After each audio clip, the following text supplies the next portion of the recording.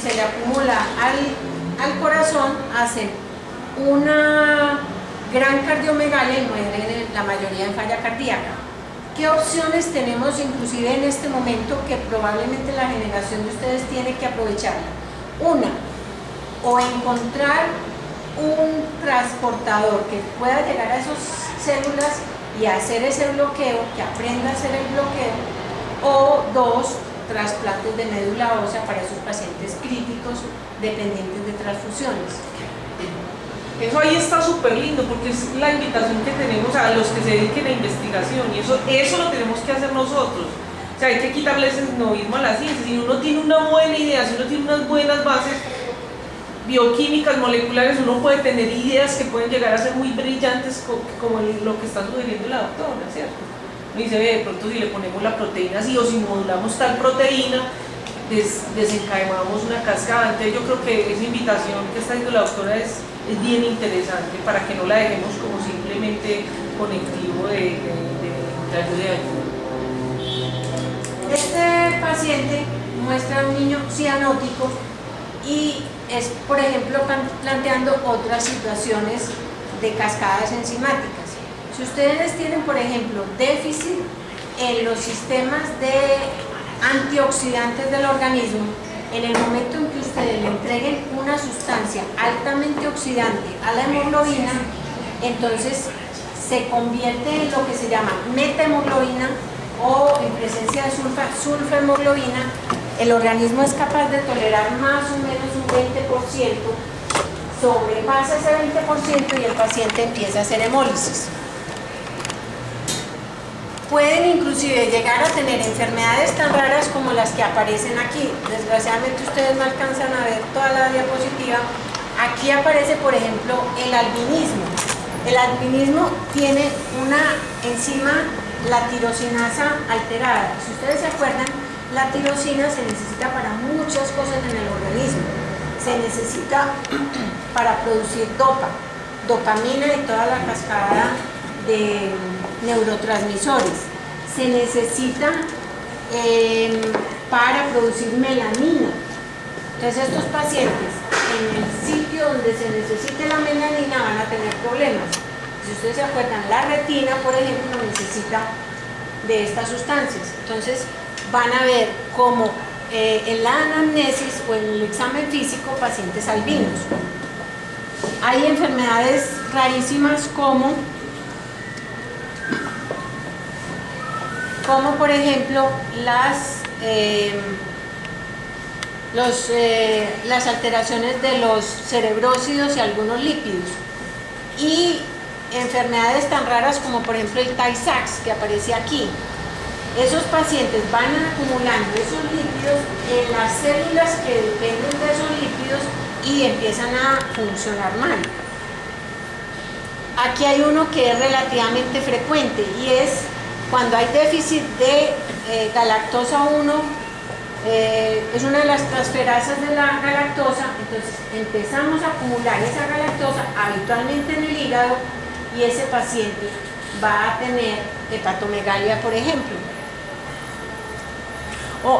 Profe, ahí podemos hablar, por ejemplo, la fenilcetonuria. Recuerde que entra por la vía la fenilcetonuria, se va a convertir a tirosina y por eso tenemos que en la fenilcetonuria clásica está lo clásico, los niños con olor a moho y son despigmentados. Hay una foto muy famosa en internet que es un niño de origen negroideo. Recordemos que negroideo es la raza negra, negroideo que está despigmentado y básicamente es porque no tiene tirosina, entonces la tirosina no se va hacia la melanina. Hay pacientes que en esa cascada de la fenilalanina no tienen ese cofactor, o sea, no alcanzan a hacer cetonuria, fenilcetonuria, o sea, la fenilalanina pasa a piruvato, a fenilpiruvato y después a su cetona correspondiente, entonces por eso se llama fenilcetonuria.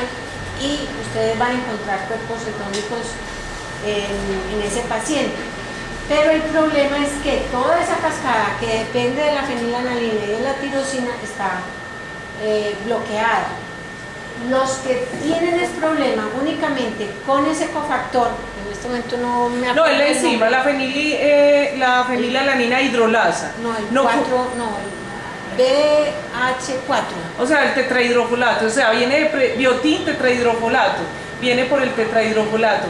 Eso es muy importante lo que ella está diciendo, porque nosotros normalmente no encontramos fenil en pacientes con fenilalanina, con fenilcetonuria no encontramos en orina fenilalanina, sino que encontramos los derivados como el que mencioné ella, el fenilpiruvato, el fenillactona, y por esa razón es que, a nivel sanguíneo, ¿no?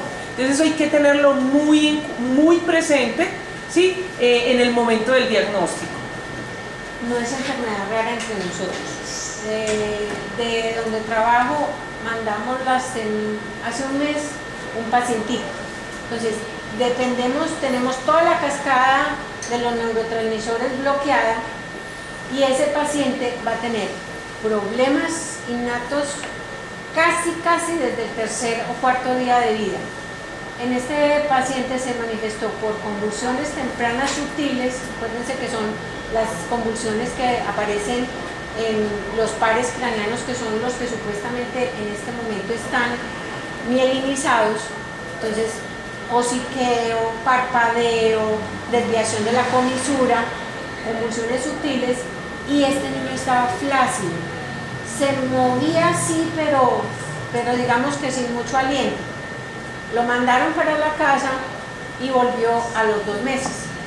Y una de las características que veíamos era un muchachito como más mono de la cuenta.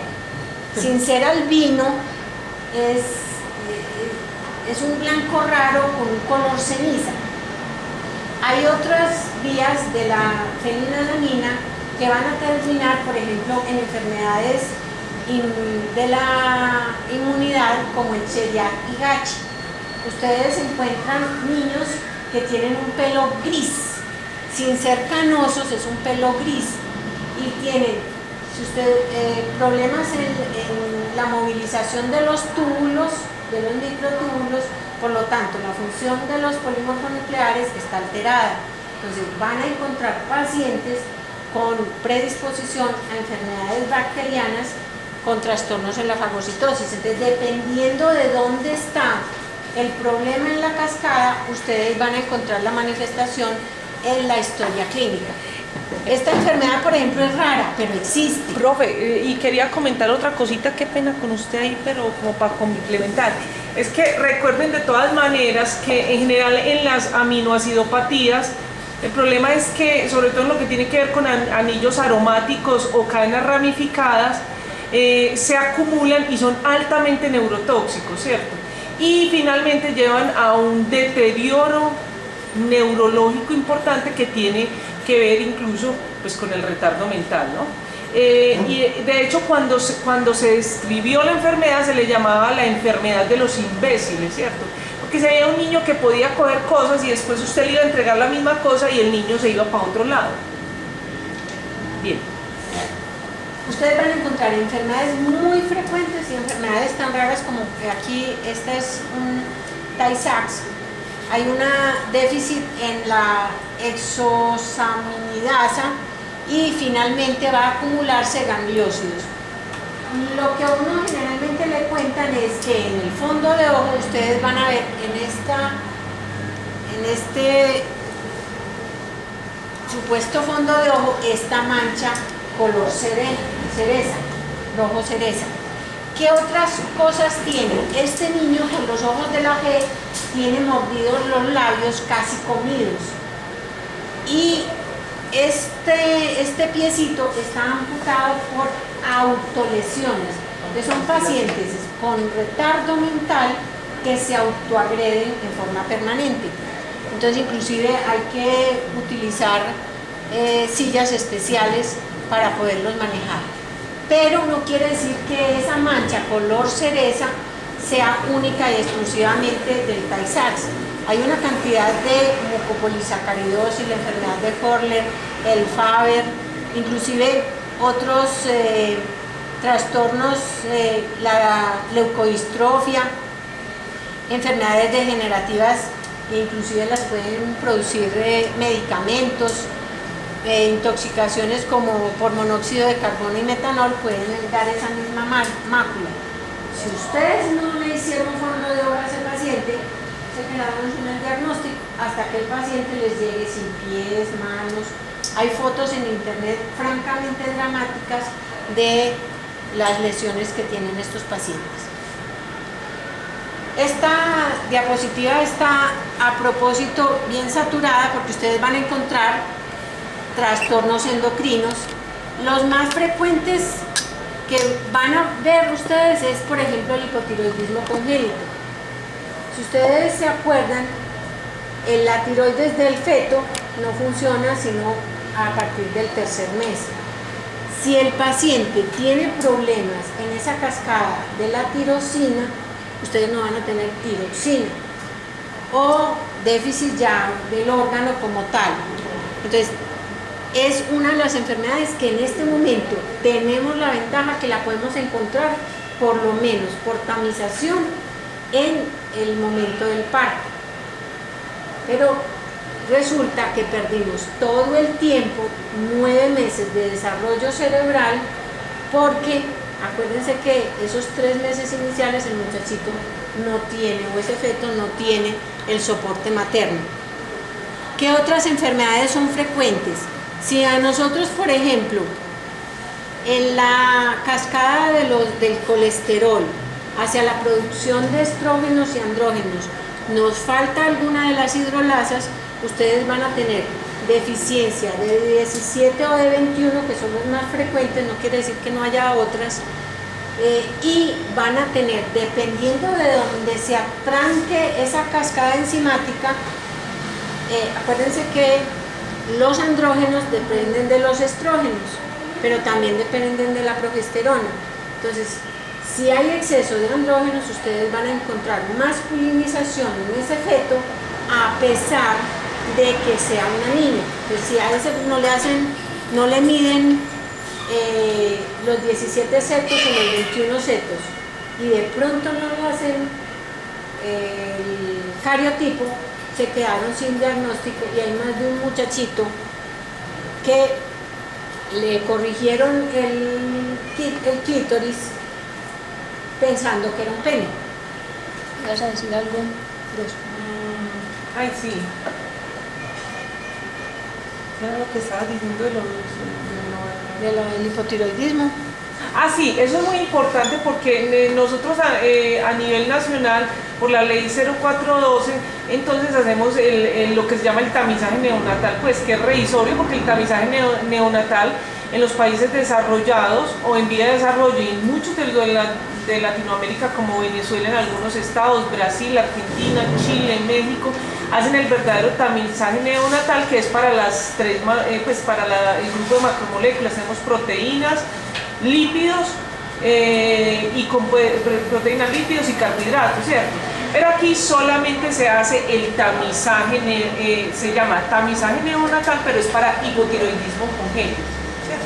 Entonces es muy posible, y muy posiblemente muchos niños se mueren en el momento del nacimiento o nacen ya con graves problemas, que se mueren y nunca supimos por qué. Por eso de alguna manera está subdiagnosticado este tipo de enfermedad, ¿cierto? Además que siempre o la gente ha malinterpretado, porque es que inicialmente se llamaban enfermedades raras del metabolismo, pero el real origen de esa palabra era porque cuando Archibald Garrod las describió, no se habían descrito los cromosomas, sino que el material genético se llamaban como factores raros que se heredaban. Entonces por eso él los puso errores raros del metabolismo, no congénitos ni nada, sino raros del metabolismo, porque no era claro qué era lo que se transmitía, y eso de alguna manera se quedó. En las escuelas hoy en día enseñamos de que esos que son muy poco frecuentes, pero en realidad no sabemos.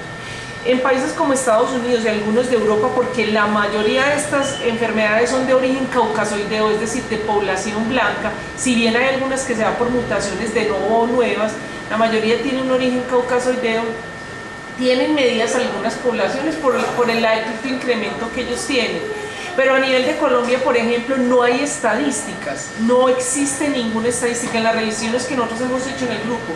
No hay estadísticas, no hay publicaciones que hablen de qué pasa con estas enfermedades. Hay publicaciones de casos aislados, pero no sabemos qué pasa. Así que la invitación es clara. Inclusive muchas veces las llaman enfermedades huérfanas porque es que no tienen papá que los acolite. Sí. En este grupo están las enfermedades dependientes, o sea, que alteran la hemoglobina. Está la anemia de células falciformes, está la talasemia, está la beta. O sea, dependiendo de qué tan severo o grave sea ese trastorno, va a dar al traste con la función de ese eritrocito. En este lado están las galactosemias, aquí están los trastornos de los ácidos grasos, hasta aquí están las acidemias orgánicas, está la metilmalónica, la propiónica. No son raras, hay que buscarlas, hay que pensarlas. Aquí están las aminoacidemias, los trastornos de la inmunodeficiencia, ahí aparece el Chiari-Hashi, y las alteraciones de la función de los lisosomas. No alcanzo a ver las de las mitocondrias, pero también se pudiera uno meter por ese lado. Melas. El melas. Si ya nos vamos a meter en el cuadro clínico, entonces aquí es donde nos